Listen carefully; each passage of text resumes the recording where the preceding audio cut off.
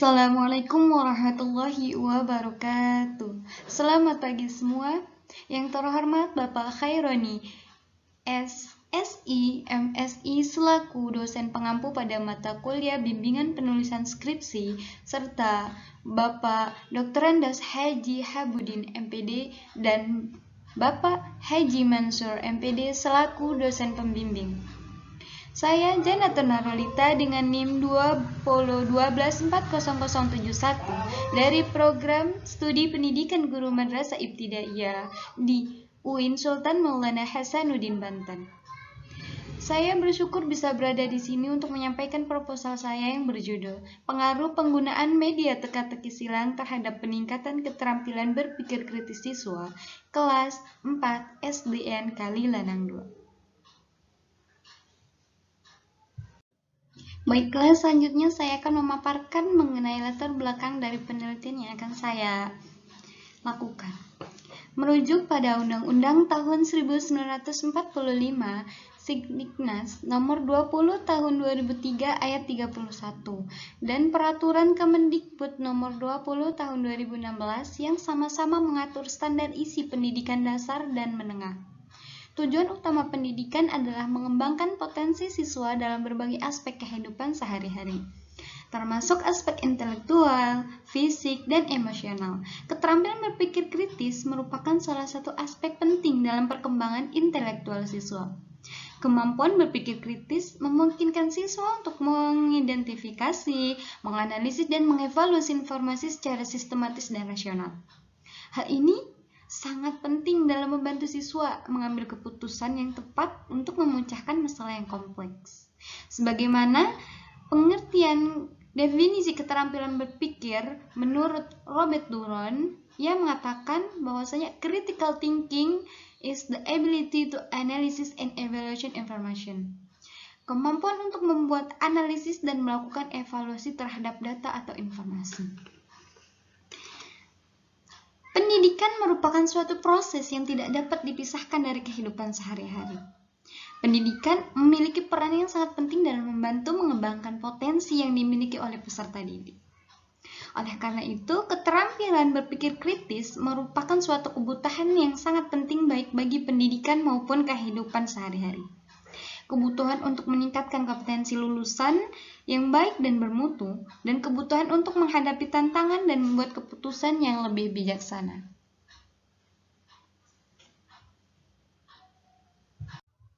Selanjutnya itu berdasarkan dari hasil observasi di SDN Kali Lanang 2 Bojonegara Serang yang saya lakukan, saya menemukan beberapa problem atau treatment ya saat proses pembelajaran berlangsung. Keterampilan berpikir kritis siswa tergolong rendah sehingga proses pembelajaran berlangsung pasif. Mungkin dikarenakan siswa belum paham mengenai apa itu berpikir kritis. Penggunaan bahan ajar yang tersedia berupa media pembelajaran masih belum mampu dalam meningkatkan keterampilan berpikir kritis siswa. Pembelajaran pada sekolah pada dasarnya bertujuan untuk meningkatkan kemampuan dasar siswa, termasuk keterampilan berpikir kritis. Keterampilan berpikir kritis merupakan kemampuan untuk menganalisis informasi secara kritis, mengevaluasi argumen, serta membuat keputusan berdasarkan pemikiran.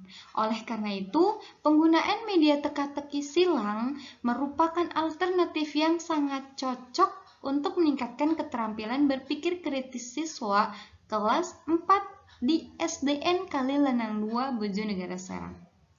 Teka-teki silang didesain secara khusus dengan petunjuk dan keterangan yang disesuaikan dengan kurikulum SD kelas 4. Dengan demikian, media teka-teki silang diharapkan dapat membantu siswa dalam mengasah keterampilan berpikir kritis mereka sekaligus memperkaya pengalaman belajar mereka. Maka dari itu, peneliti mengajukan penelitian yang berjudul Pengaruh Penggunaan Media Teka-teki Silang terhadap Peningkatan Keterampilan Berpikir Kritis Siswa kelas 4 SDN Kali Lanang 2 Bojonegara Serang. Dari latar belakang di atas, kita dapat mengambil rumusan masalah sebagai berikut. Pertama itu bagaimana keterampilan berpikir kritis siswa kelas 4 SD sebelum menggunakan media teka-teki silang. Kedua itu bagaimana keterampilan berpikir kritis siswa kelas 4 SD setelah menggunakan media teka-teki silang. Ketiga itu bagaimana pengaruh penggunaan media teka-teki silang terhadap keterampilan berpikir kritis siswa kelas 4 SD. Apa hubungan antara penggunaan media teka-teki silang dengan peningkatan keterampilan berpikir kritis siswa kelas 4 SD NK Lanang 2? Dari rumusan masalah di atas, tujuan yang ingin peneliti capai yaitu untuk mendeskripsikan keterampilan berpikir kritis siswa kelas 4 SD NK Lanang 2 sebelum menggunakan media teka-teki silang. Kedua itu untuk mendeskripsikan keterampilan berpikir kritis siswa kelas 4 SD NK Lanang 2 setelah menggunakan media teka-teki silang. Tiga yaitu untuk mendeskripsikan hasil analisis mengenai pengaruh penggunaan media teka-teki silang terhadap keterampilan berpikir kritis siswa kelas 4 SD NK Lanang. Yang keempat yaitu bertujuan untuk mendeskripsikan hubungan media teka-teki silang terhadap peningkatan keterampilan berpikir kritis siswa kelas 4 SD NK Lanang 2.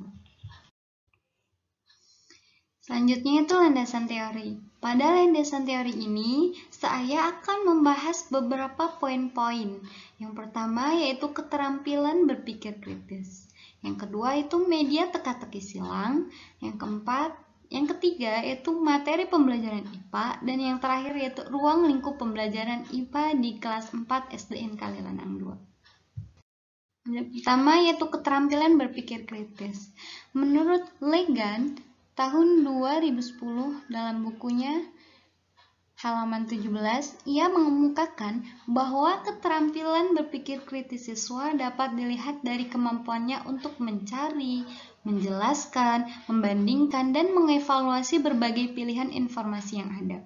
Keterampilan berpikir kritis juga meliputi kemampuan untuk mengambil keputusan secara lengkap, sesuai urutan, pemahaman logika dari yang khusus ke umum, serta kemampuan konservasi yang memungkinkan seseorang untuk mengolah jawaban di kepala mereka. Keterampilan berpikir kritis dapat dikembangkan dengan menggunakan media pembelajaran yang tepat, seperti media pembelajaran interaktif berupa teka-teki silang. Dengan penggunaan media teka-teki silang dalam pembelajaran juga dapat membantu siswa dalam memahami atau meningkatkan kemampuan berpikir kritis mereka dengan cara yang relevan dan efektif. Poin yang kedua yaitu mengenai media teka-teki silang atau disingkat lebih menjadi ke TTS. Menurut Purba, teka-teki silang atau TTS adalah suatu jenis permainan kata dengan template berbentuk segi empat yang berisi kotak-kotak berwarna hitam putih secara mendatar dan menurun. Dengan cara permainannya dilakukan dengan mengisi kotak-kotak kosong sehingga membentuk sebuah kata yang sesuai dengan petunjuk. Teka-teki silang dapat membantu pengembangan keterampilan berpikir kritis pada peserta didik dengan cara sebagai berikut. Pertama, mendorong peserta didik untuk berpikir kritis dalam memecahkan masalah. Yang kedua, dengan mendorong peserta didik untuk mengidentifikasi pola masalah dan hubungan antara informasi yang diberikan. Ketiga, mendorong peserta didik untuk mengevaluasi argumen dan pendapat orang lain. Yang keempat, yaitu mendorong peserta didik untuk berpikir secara logis dan sistematis dalam memecahkan masalah. Kelima, yaitu mendorong peserta didik untuk mengembangkan kemampuan analisis dan sintesisnya. Oleh karena itu, media teka-teki silang sangat cocok digunakan untuk mengembangkan keterampilan berpikir kritis siswa secara sistematis dan reflektif. Selanjutnya yaitu poin ketiga, materi pembelajaran IPA. Saya akan mengulas sedikitnya tentang materi pembelajaran IPA. Materi pembelajaran IPA atau mempelajari IPA berarti mempelajari tentang fenomena-fenomena alam yang ada di sekitar kita. Tujuan dari pembelajaran IPA adalah agar peserta didik dapat memahami alam dan mampu mengatasi masalah yang mereka temui dalam lingkungan mereka. Ilmu pengetahuan alam berkaitan dengan cara menyampaikan pengetahuan tentang alam secara sistematis. Oleh karena itu, pembelajaran IPA bukan hanya tentang menguasai kumpulan fakta-fakta, konsep-konsep, dan prinsip-prinsip, tetapi juga merupakan suatu proses penemuan. Melalui pendidikan IPA, diharapkan peserta didik dapat mempelajari tentang diri mereka sendiri dalam alam sekitar, serta memiliki prospek untuk mengembangkan pengetahuan tersebut dalam kehidupan sehari-hari. Maka dari itu,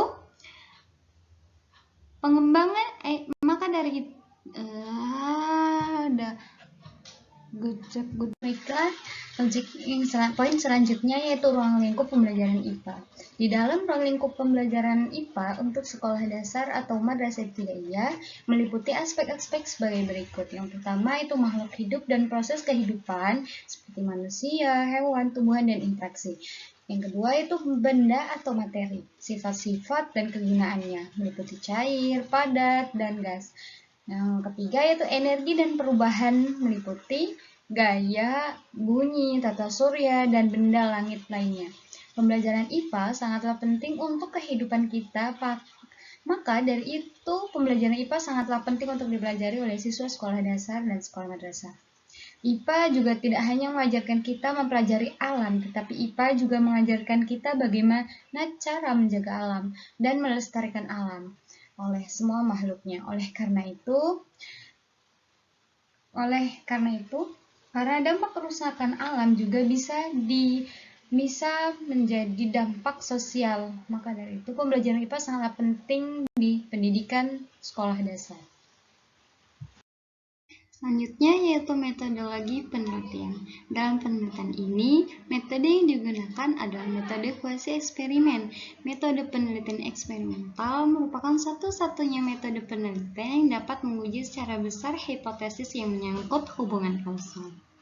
Penelitian eksperimental merupakan penelitian murni kuantitatif. Eksperimentasi menunjukkan pada suatu upaya sengaja memodifikasi kondisi yang menentukan munculnya suatu peristiwa, serta pengamatan dan interpretasi perubahan-perubahan yang terjadi pada peristiwa yang dilakukan secara terkontrol.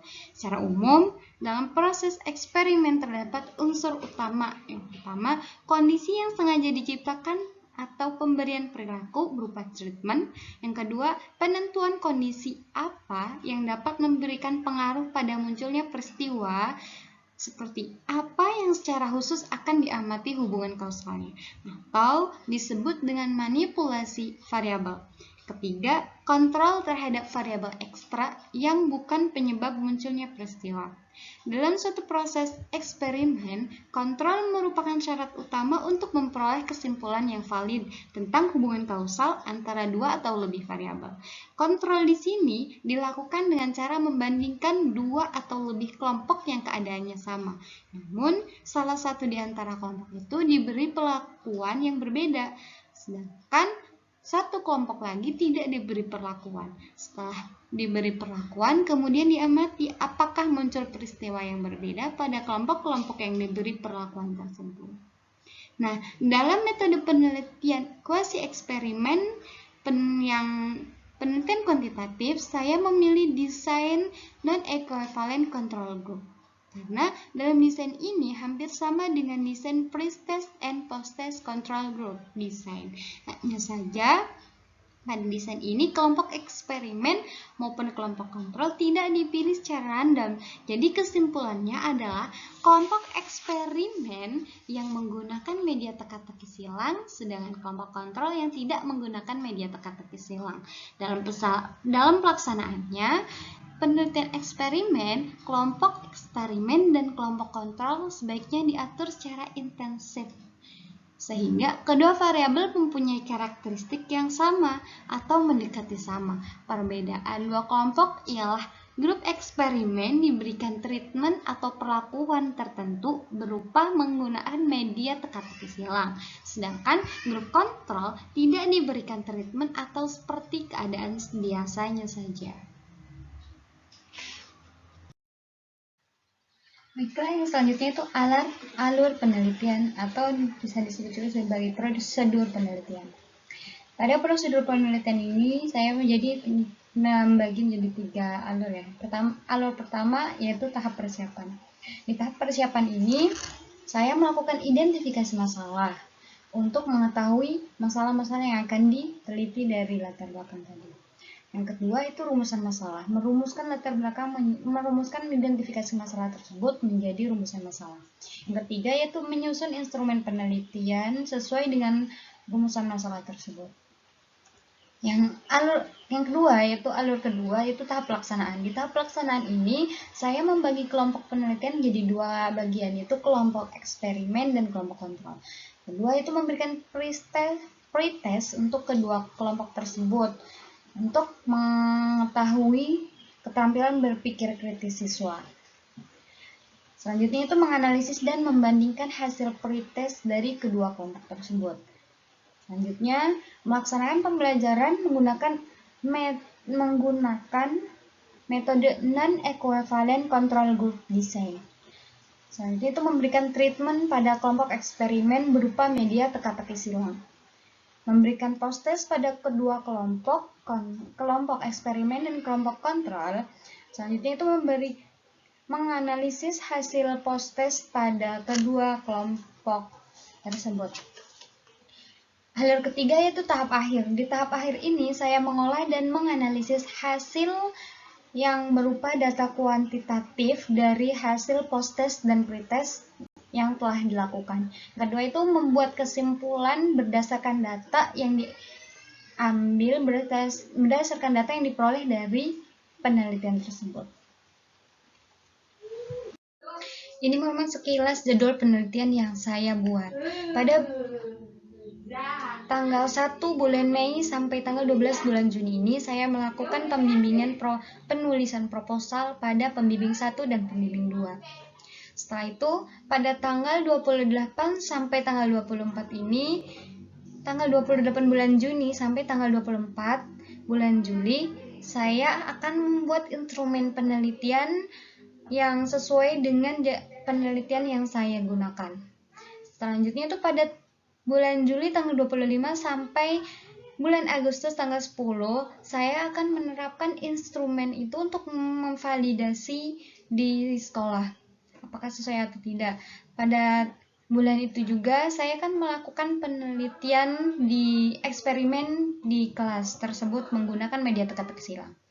Pada bulan Agustus tanggal 10 sampai bulan September tanggal 20, saya akan mengolah dan menganalisis data yang saya dapat dari sekolah tersebut. Dari tanggal 25 bulan Agustus sampai 25 bulan September, saya akan membuat kesimpulan serta mengolah data dari hasil analisis data yang saya peroleh dari proses eksperimen di kelas menggunakan media teka-teki silang tersebut.